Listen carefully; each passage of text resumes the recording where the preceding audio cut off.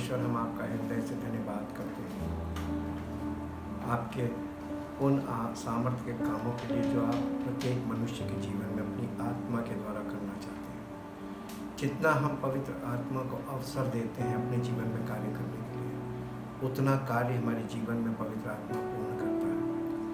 हम धन्यवाद करते हैं आपके उस महान प्रेम और उस अनुग्रह के लिए जो आपने पुत्र के बलिदान के द्वारा प्रकट किया, और आज पवित्र आत्मा उन कार्यों को हमारे जीवन में पूरा करता है, हमें आपके पुत्र के स्वरूप में परिवर्तित करते हैं। धन्यवाद करते पिता परमेश्वर, एक एक बात जो आपके वचन में लिखी है वो पूर्ण सत्य है।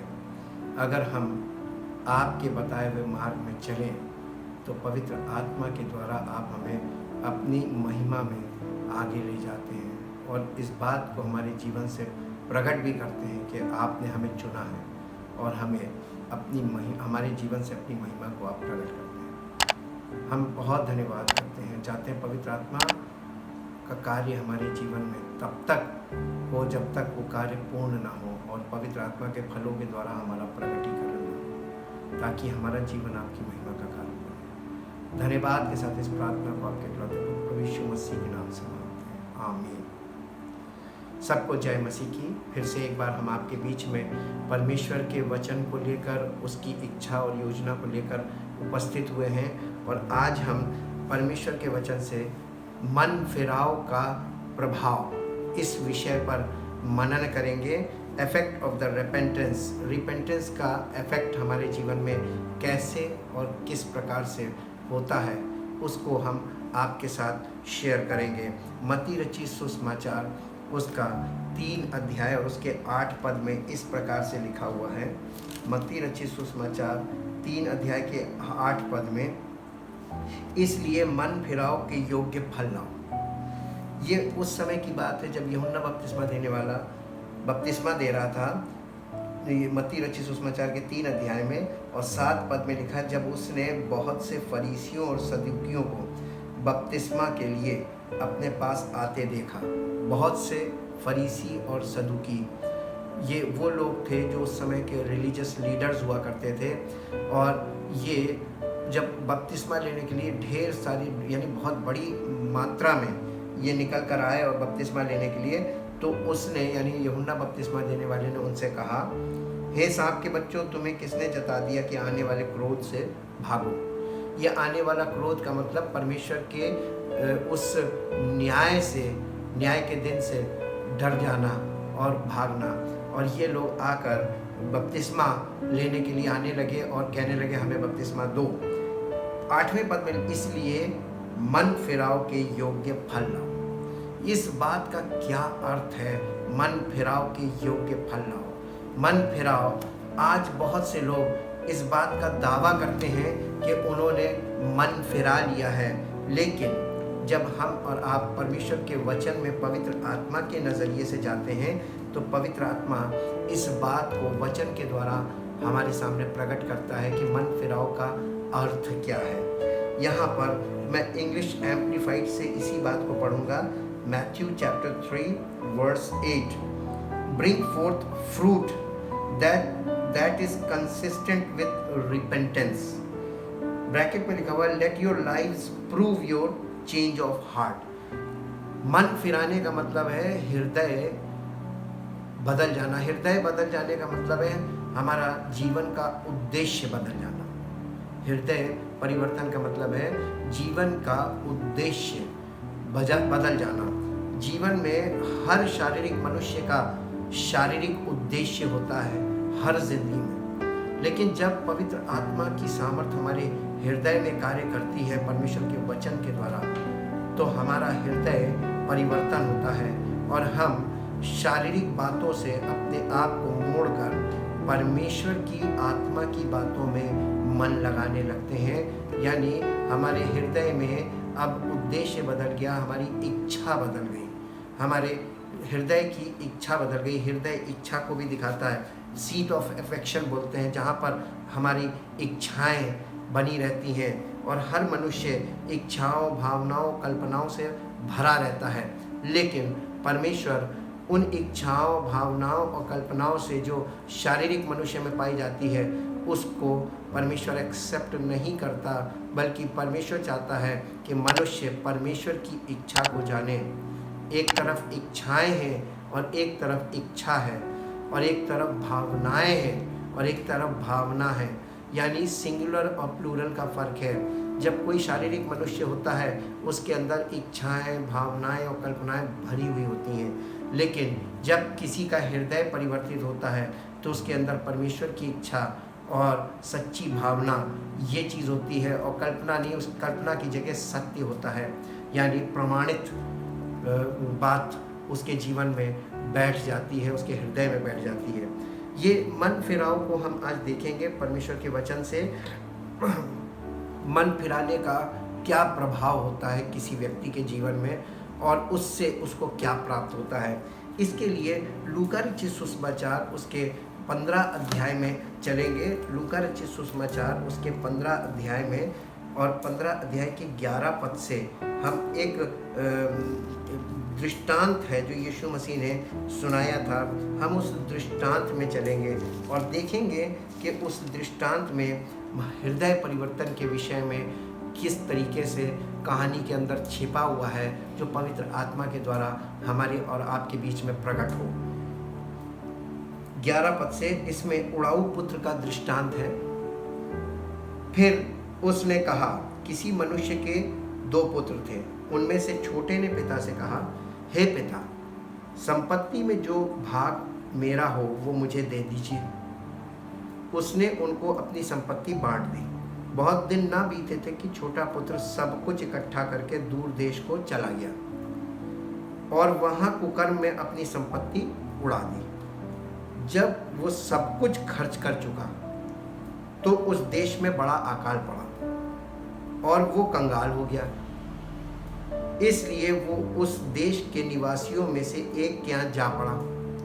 उसने उसे अपने खेतों में सूअर चराने के लिए भेजा और वो चाहता था कि उन फलियों से जिन्हें सूअर खाते थे अपना पेट भरे, और उसे कोई कुछ नहीं देता था। जब वो अपने आपे में आया तब कहने लगा, मेरे पिता के कितने ही मजदूरों को भोजन से अधिक रोटी मिलती है और मैं यहाँ भूखा मर रहा हूँ। अब मैं उठकर अपने पिता के पास जाऊँगा, उससे कहूँगा कि पिताजी, मैंने स्वर्ग के विरोध में और तेरी दृष्टि में पाप किया है। अब इस योग्य नहीं रहा कि तेरा पुत्र कहलाऊं। मुझे अपने एक मजदूर के समान रख ले। तब वो उठकर अपने पिता के पास चला। वो अभी दूर ही था कि उसके पिता ने उसे देखकर तरस खाया और दौड़कर उसे गले लगाया और बहुत चूमा। पुत्र ने उससे कहा, पिताजी, मैंने स्वर्ग के विरोध में तेरी दृष्टि में पाप किया है और अब मैं इस योग्य नहीं रहा कि तेरा पुत्र कहलाऊं। परंतु पिता ने अपने दासों से कहा, झट अच्छे से अच्छा वस्त्र निकाल कर उसे पहनाओ और उसके हाथ में अंगूठी और पाँव में जूतियाँ पहनाओ और पला हुआ बछड़ा लाकर मेरे मारो, ताकि हम खाएं और आनंद मनाएं। क्योंकि मेरा ये पुत्र मर गया था, फिर जी गया है, खो गया था, अब मिल गया है। और वे आनंद करने लगे। परंतु उसका जेठा पुत्र खेत में था। जब वो आते हुए घर के निकट पहुंचा तो उसने गाने बजाने और नाचने का शब्द सुना।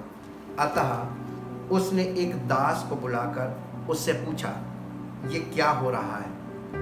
उसने उससे कहा, तेरा भाई आया है और तेरे पिता ने पला हुआ बछड़ा कटवाया है, इसलिए कि उसे भला चंगा पाया है।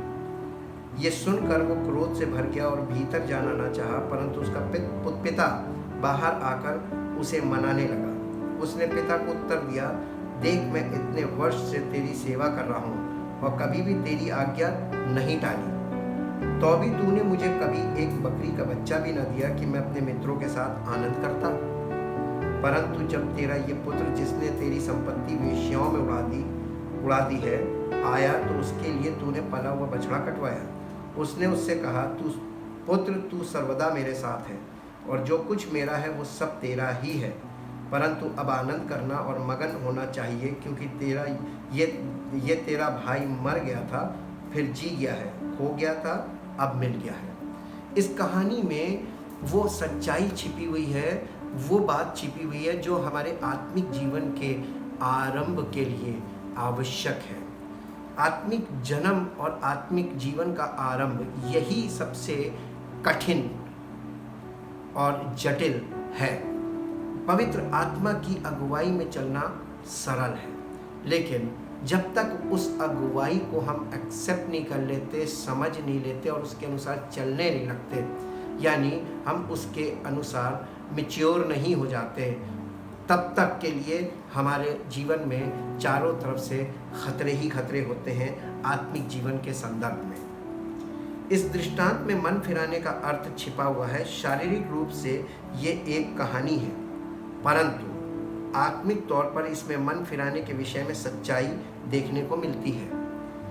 वो पुत्र अपनी मर्जी से पिता से दूर गया था, पहली बात ये देखने को मिलती है, और अपनी संपत्ति का हिस्सा लेकर गया था और अपनी इच्छा पूरी करने के लिए पिता से दूर गया था।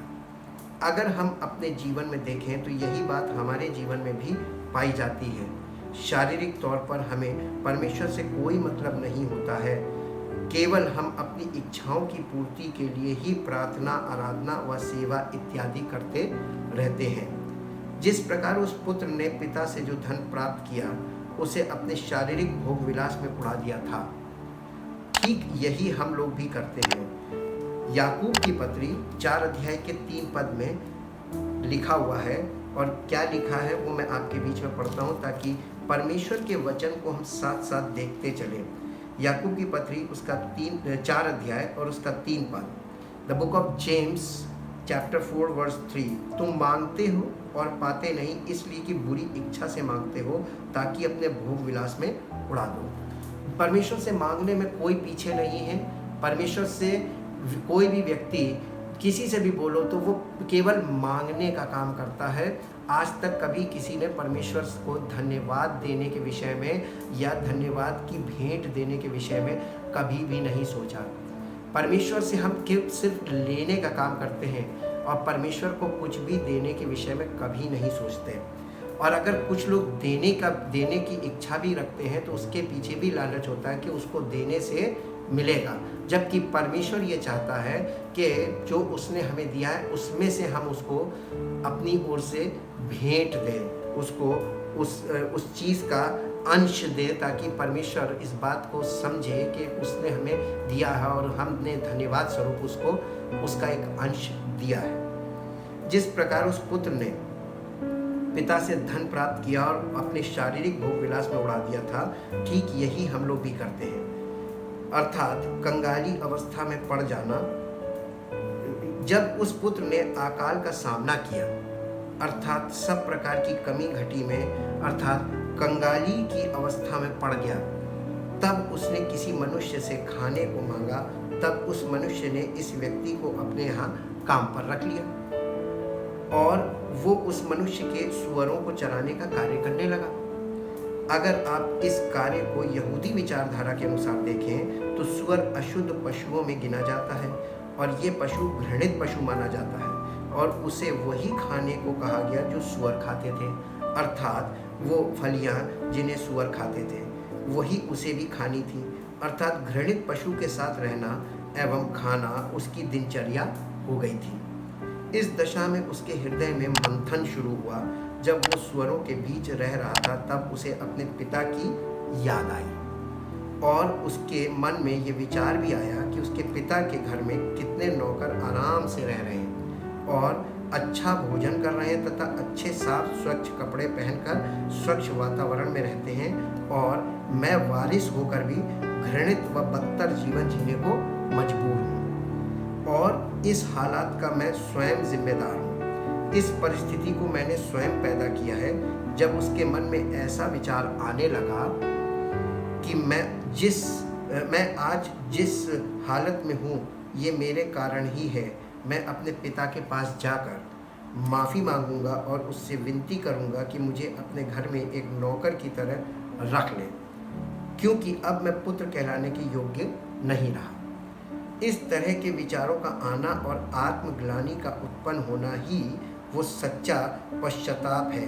यही पश्चाताप हमारे मनों में होना चाहिए, जैसे उस पुत्र के हृदय में जब पश्चाताप उत्पन्न हुआ तो उस पश्चाताप का प्रभाव कार्य करने लगा।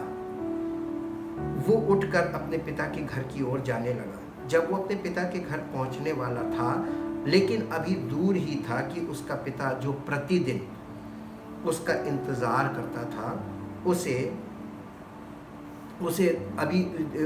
विश्वास के साथ कि एक दिन मेरा पुत्र अवश्य वापस लौटेगा। पिता को ये विश्वास था कि एक दिन मेरा पुत्र अवश्य वापस लौटेगा, क्योंकि पिता को पहले से पता था कि उसका पुत्र एक दिन उसका मन अवश्य फिर जाएगा। इसलिए उसने उसको अपनी इच्छा में जाने दिया था कि एक दिन जब उसका सब रुपया पैसा इत्यादि समाप्त हो जाएगा तो उसके मित्र छोड़कर भाग जाएंगे, क्योंकि अमीरी में सब मित्र होते हैं किंतु कंगाल का कोई साथी नहीं होता। ऐसी परिस्थिति में हमें भी सोचना चाहिए कि सबोपदेशक 7 अध्याय के 14 पद में लिखा हुआ है, मैं आपके बीच में से पढ़ता हूँ। जब हमारी कंगाली हालत हो, हमारी दशा ऐसी हो जैसी उस पुत्र की हो गई थी, तब हमें भी सोचना चाहिए। ये सबोपदेशक 7 अध्याय के 14 पद में इस प्रकार से लिखा हुआ है, the book of Ecclesiastes chapter 7 verse 14, सुख के दिन सुख मान और दुख के दिन सोच, क्योंकि परमेश्वर ने दोनों को एक ही संग रखा है, जिससे मनुष्य अपने बाद होने वाली किसी बात को ना समझ सके।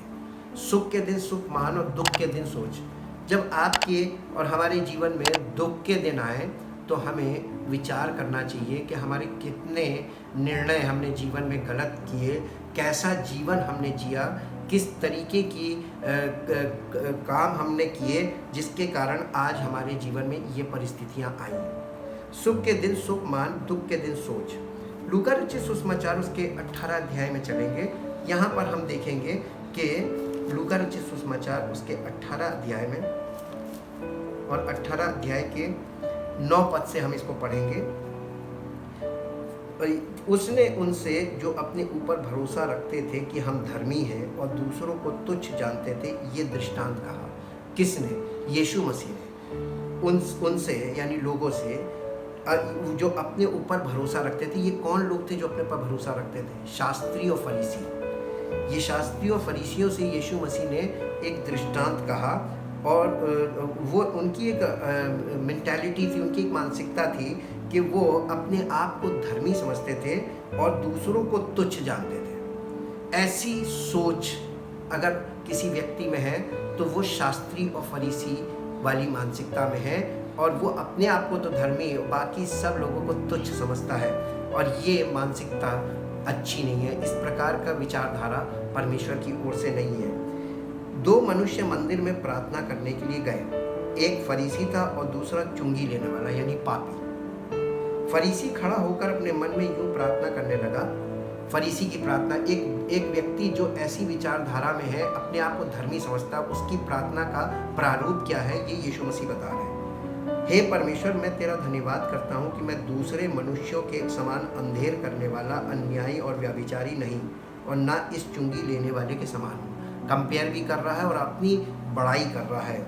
मैं सप्ताह में 2 बार उपवास रखता हूँ और मैं अपनी सब कमाई का 10वां अंश भी देता हूँ। परंतु चुंगी लेने वाले ने दूर खड़े होकर स्वर्ग की ओर आंखें उठाना भी ना चाहा, वरन अपनी छाती पीट पीट कर कहा, हे परमेश्वर, मुझ पापी पर दया कर। मैं तुमसे कहता हूँ कि वो दूसरा नहीं परंतु यही मनुष्य धर्मी ठहराया जाकर अपने घर गया। क्योंकि जो कोई अपने आप को बड़ा बनाएगा वो छोटा किया जाएगा, और जो अपने आप को छोटा बनाएगा वो बड़ा किया जाएगा। जब हमारे सामने मन फिराने की बात आती है तो कई बार हमारी स्वधार्मिकता सामने आकर खड़ी हो जाती है। हम अपने आप को धर्मी समझने लगते हैं और हम कहते हैं कि नहीं, हम तो परमेश्वर के हैं, हमको परमेश्वर के सामने अपनी गलतियों को मानने की अब ज़रूरत नहीं है। ये वाले विचार अगर आपके अंदर है तो हमें और आपको मन फिराने की ज़रूरत है। हम भी अपने परम पिता से सब कुछ मांगते रहते हैं और कुछ समय तक तो वो देता है, परंतु वो ये नहीं चाहता है कि हम भी परंतु वो ये चाहता है कि हम भी मन फिराकर आत्मिक जीवन में प्रवेश करके उसके परिवार का हिस्सा बन जाए और जहाँ सब कुछ उसकी ओर से मिलता है और जहाँ मांगना नहीं पड़ता। इस दृष्टांत का मुख्य भाग उस पुत्र का हृदय परिवर्तन है जिसे सच्चा पश्चाताप कहते हैं। जहाँ पुत्र अपने आप को पिता के घर में नौकर के स्थान पर रहने के लिए सोचता है, क्योंकि उसे इस बात का अनुभव हो जाता है कि पिता से जो रिश्ता मैं तोड़ कर आया हूँ उसे मैं नहीं जोड़ सकता। परंतु पिता उस परम पिता परमेश्वर को प्रदर्शित कर रहा है जो कि आदम के शारीरिक हो जाने के बाद से, अर्थात उसकी आत्मिक मृत्यु के बाद से, जो उसके द्वारा मानव जीवन की श्रृंखला का आरंभ हुआ, तब से परमेश्वर मनुष्य को आत्मिक रूप से जीवन देने की योजना के अनुसार कार्य कर रहा था, जो कि प्रभु यीशु मसीह के द्वारा पूर्ण करके हमें अनंत जीवन का सुसमाचार सौंपा गया। जिस सुसमाचार के अनुसार जो कोई विश्वास करे उसे पिता परमेश्वर अपनी पवित्र आत्मा, जिसे पुत्र का आत्मा भी कहते हैं, हमारे भीतर भेजता है, ताकि हमारा अपने परम पिता से सच्चा संबंध स्थापित हो और हम उसके पुत्र के रूप में इस संसार में प्रकट हो, जिससे उसका पुत्र प्रभु यीशु मसीह सच्चा ठहरे, ताकि हमारे जीवन से पुत्र को के प्रकटीकरण के द्वारा पिता परमेश्वर की महिमा सब मनुष्यों को देखने को मिले और सब मनुष्य उसके पुत्र को समझ सके। गलातियों की पत्री उसके 4 अध्याय के 6 और 7 पद में देखेंगे। गलातियों की पत्री 4 अध्याय, गलातियों की पत्री उसका 4 अध्याय का 6 और 7 पद यहाँ पर इस प्रकार से लिखा है, और तुम जो पुत्र हो, इसलिए परमेश्वर ने अपने पुत्र के आत्मा को, जो हे अब्बा हे पिता कहकर पुकारता है, हमारे हृदयों में भेजा है। इसलिए तू अब दास नहीं परंतु पुत्र है, और जब पुत्र हुआ तो परमेश्वर के द्वारा वारिस भी हुआ। परमेश्वर पिता अपने पुत्र के द्वारा उस आत्मा को भेजकर हमें वारिस और पुत्र के रूप में स्वीकार करता है। रोमियो की पत्री 8 अध्याय का 14 पद पढ़ेंगे। रोमियो की पत्री 8 अध्याय और उसका 14 पद यहाँ इस प्रकार से लिखा है, इसलिए कि जितने लोग परमेश्वर के आत्मा के चलाए चलते हैं वे ही परमेश्वर के पुत्र हैं, क्योंकि तुमको दासत्व की आत्मा नहीं मिली कि फिर भयभीत हो, परंतु लेपालकपन की आत्मा मिली है, जिससे हम हे अब्बा हे पिता कहकर पुकारते हैं। यानी परमेश्वर ने हमको अपने पुत्र का आत्मा दिया। पवित्र आत्मा परमेश्वर के पुत्र का आत्मा है जो हमें दिया गया है। ये हमको क्यों दिया गया है? क्योंकि परमेश्वर यीशु मसीह के जगह अब हमको अपना पुत्र बनाकर इस धरती पर अपनी महिमा करना चाहता है, उसी आत्मा के द्वारा जो उसके पुत्र की आत्मा है। हम भी आत्मिक तौर पर मृतक व शारीरिक तौर पर पापों से भरे हैं और इस योग्य नहीं कि उसके पुत्र कहलाएं। इसलिए परमेश्वर ने अपने पुत्र को इसलिए बलिदान किया क्योंकि वो हमें अपना पुत्र बनाना चाहता था। पुत्र के पुनरुत्थान के द्वारा उसने हमें पुत्र का आत्मा, जो हमारे पुनरुत्थान के लिए भेजा गया है, ताकि पवित्र आत्मा हमारी आत्मा को जीवित भी करता है और उसका पालन पोषण भी करता है। अतः पहले हम विश्वास से प्रभु यीशु मसीह को ग्रहण करते हैं, फिर उस कुर्बानी पर विश्वास करते हैं जो उसने हमारे पापों के लिए दी है। फिर पिता परमेश्वर हमें ग्रहण करते हैं और प्रमाण स्वरूप अपनी पवित्र आत्मा देकर हमें अपने पुत्र प्रभु यीशु मसीह की उस आत्मिक देह का अंग बनाते हैं, और पवित्र आत्मा हमें परमेश्वर के पुत्र के स्वरूप में अंश अंश करके परिवर्तित करता है, ताकि हम इस पृथ्वी पर परमेश्वर के पुत्र के स्वरूप में हो जाएं। दूसरा कुरिन्थियों उसके 3 अध्याय का 18 पद पढ़ेंगे। दूसरा कुरिन्थियों 3 अध्याय और उसका 18 पद। यहाँ पर साफ साफ ये बात लिखी हुई है 3 अध्याय के 18 पद में, परंतु जब हम सब के उघाड़े चेहरे से प्रभु का प्रताप इस प्रकार प्रकट होता है जिस प्रकार दर्पण में, तो प्रभु के द्वारा जो आत्मा है हम उसी तेजस्वी रूप में अंश अंश करके बदलते जाते हैं। हमें एक मनुष्य का हृदय परिवर्तन एक झटके में नहीं हो सकता, एक क्षण में नहीं हो सकता। ये सैंक्टिफिकेशन इसीलिए प्रोसेस है, अंश अंश करके हम परमेश्वर के पुत्र के स्वरूप में परिवर्तित होते हैं, बदलते जाते हैं। इसे और समझने के लिए मैं आपके साथ एक पद और पढ़ूंगा। कुलस्सियों की पत्री उसका 1 अध्याय, कुलस्सियों की पत्री उसका 1 अध्याय, कुलस्सियों अध्याय 1 और उसका 9 और 10 पद यहाँ पर इस प्रकार से लिखा है, इसीलिए जिस दिन से ये सुना है हम भी तुम्हारे लिए ये प्रार्थना और विनती करना नहीं छोड़ते कि तुम सारे आत्मिक ज्ञान और समझ सहित परमेश्वर की इच्छा की पहचान में परिपूर्ण हो जाओ, ताकि तुम्हारा चाल चलन प्रभु के योग्य हो और वो सब प्रकार से प्रसन्न हो और तुम में हर प्रकार के भले कामों का फल लगे और तुम परमेश्वर की पहचान में बढ़ते जाओ। ये प्रेजेंट कंटिन्यूअस टेंस, यानी ये लगातार ये हमारे जीवन में होता रहना चाहिए। प्रभु की सामर्थ में, प्रभु की पहचान में हमें बढ़ना है। फिलिपियों की पत्री उसके 3 अध्याय में चलेंगे, फिलिपियों की पत्री और उसके 3 अध्याय में, और 3 अध्याय का 17 पद से 21 पद तक पढ़ेंगे।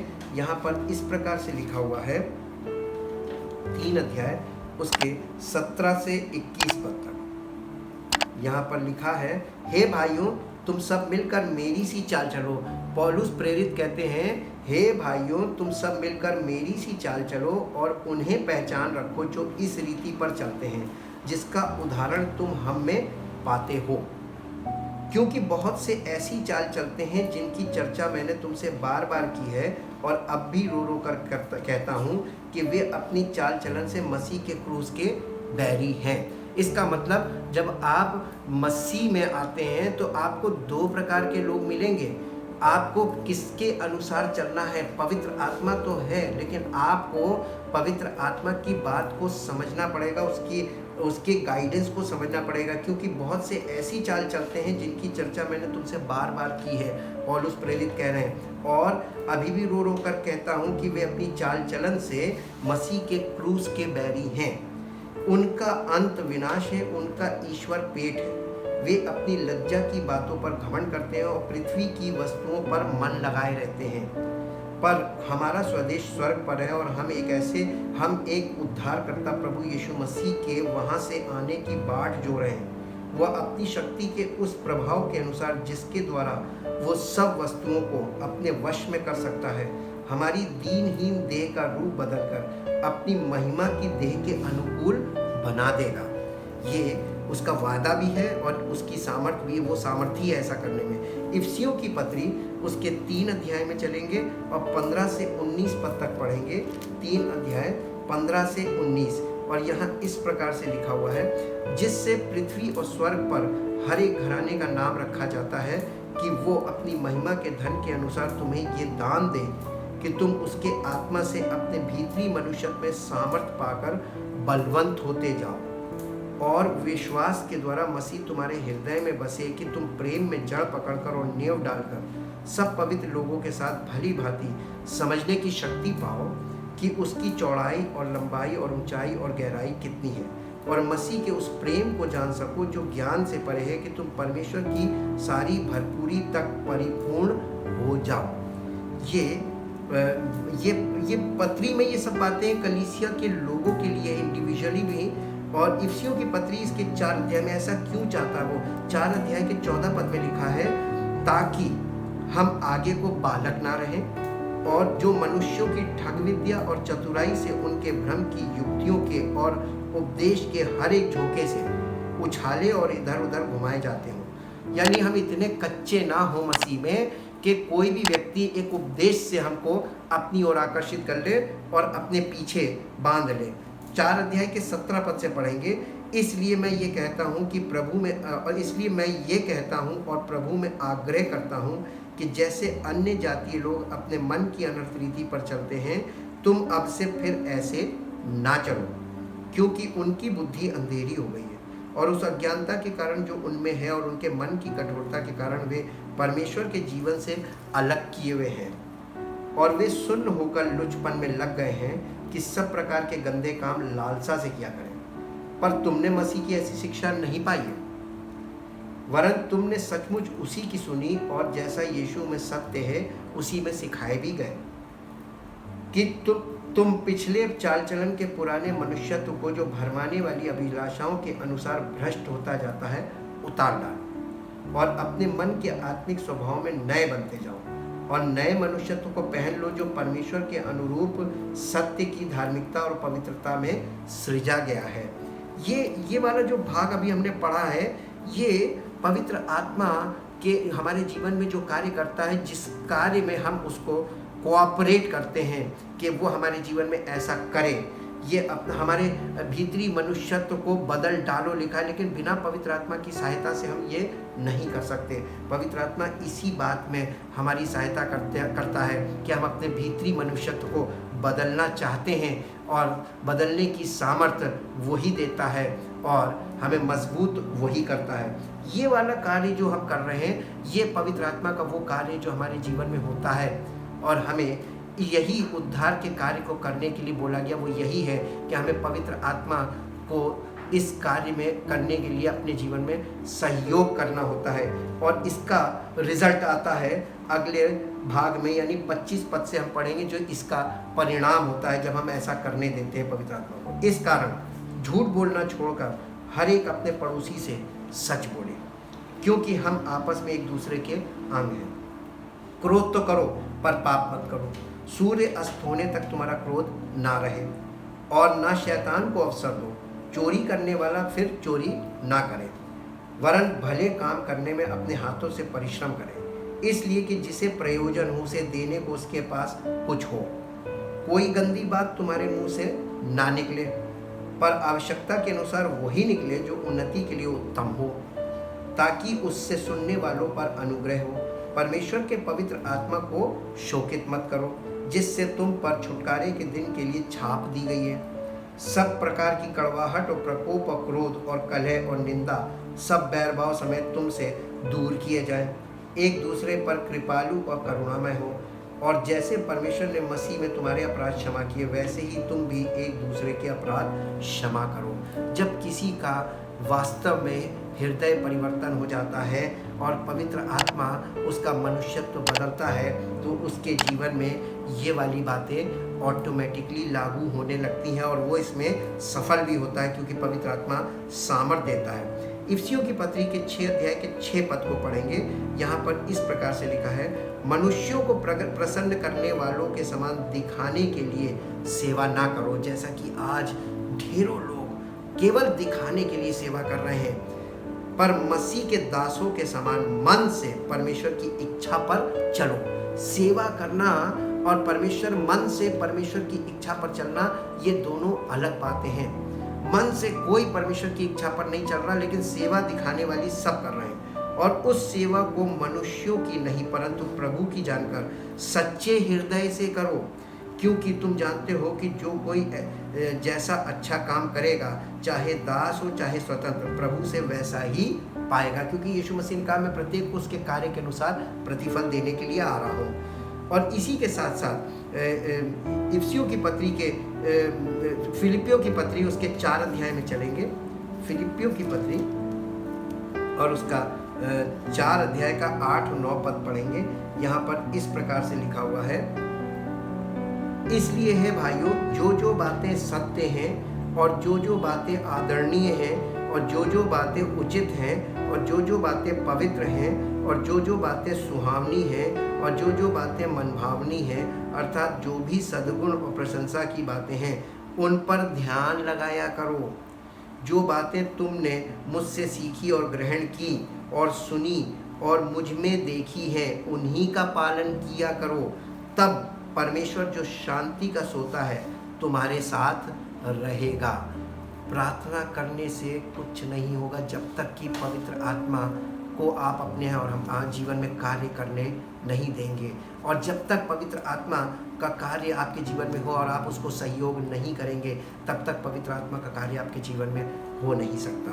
बिना अनुमति के कोई व्यक्ति आपका काम करना चाहता है, आपका सहयोग करना चाहता है, वो बिना आपकी अनुमति के आपके जीवन में प्रवेश नहीं कर सकता, आपके घर में प्रवेश नहीं कर सकता।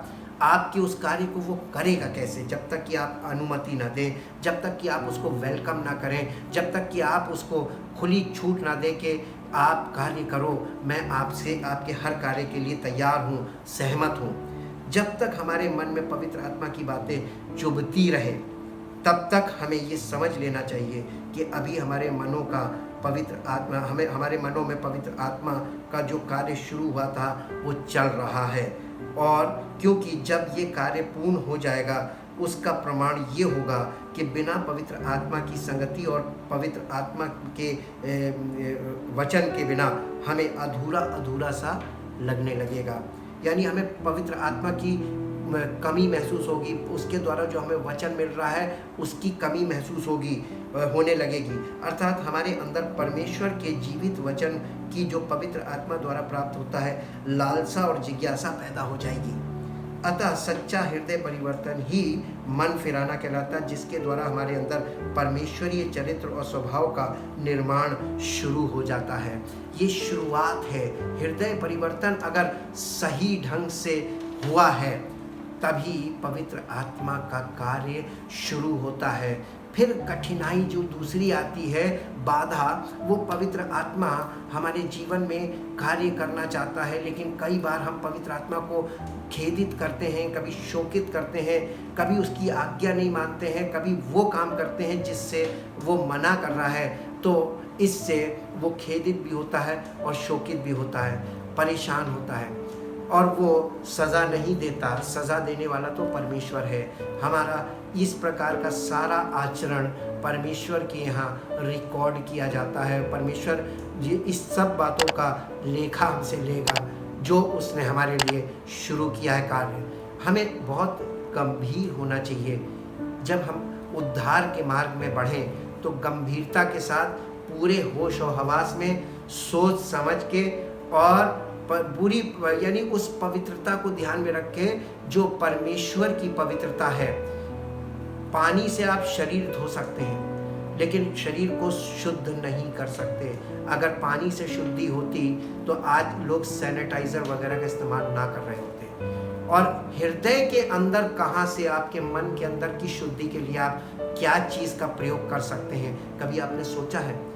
हमारे हृदय के अंदर की जो अशुद्धि है, पाप और पाप के कारण उत्पन्न होने वाले विचार, उनसे हमें कोई चीज़ शुद्ध नहीं कर सकती। यीशु मसीह का लहू हमें छुटकारा देता है ताकि पवित्र आत्मा हमारे हृदय में आकर कार्य करे। वो शुद्धि यीशु मसीह के लहू के द्वारा जो शुद्ध होती है वो पवित्र आत्मा के द्वारा वो बनाकर पूर्ण की जाती है। जब तक हमारा हृदय शुद्ध नहीं होगा तब तक पवित्र आत्मा हमारे हृदय में प्रवेश नहीं कर सकता। अगले भाग को लेकर हम कल फिर आपके बीच में आएंगे, क्योंकि ये गंभीर विषय है, इसलिए हम इसको छोटे छोटे पार्ट्स में लेकर चलेंगे ताकि परमेश्वर का सच्चा कार्य हमारे आपके जीवन में हो और वो सच्ची सामर्थ्य प्रकट हो और हम उसके सच्चे वारिस बने और उसकी महिमा प्रकट हो। परमपिता परमेश्वर, हम आपका हृदय से धन्यवाद करते हैं उस एकलौते पुत्र प्रभु यीशु मसीह के लिए जिसके द्वारा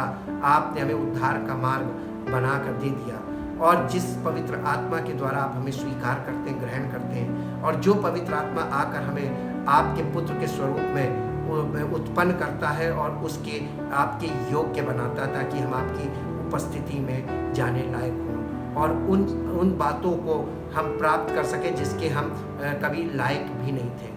धन्यवाद करते पिता परमेश्वर। चाहते जब लोग इन बातों को सुने, पवित्र आत्मा उनकी बुद्धि को खोल दें, पवित्र आत्मा को वो अनुमति दें ताकि पवित्र आत्मा उनके हृदय में कार्य करे और उनके माइंड को और हृदय को शुद्ध करें ताकि परमेश्वर के वचन की बातें उन्हें समझ में आए और ग्रहण योग्य हों, ताकि उनका जीवन परमेश्वर की महिमा का कारण बने और सारा आदर सारी महिमा उस महान परमेश्वर को मिले जो सब में सब प्रकार का भला कार्य करता है। धन्यवाद के साथ इस प्रार्थना को आपके इकलौते पुत्र प्रभु यीशु मसीह के नाम से मांगते हैं, आमीन। परमेश्वर आपको आशीष दे।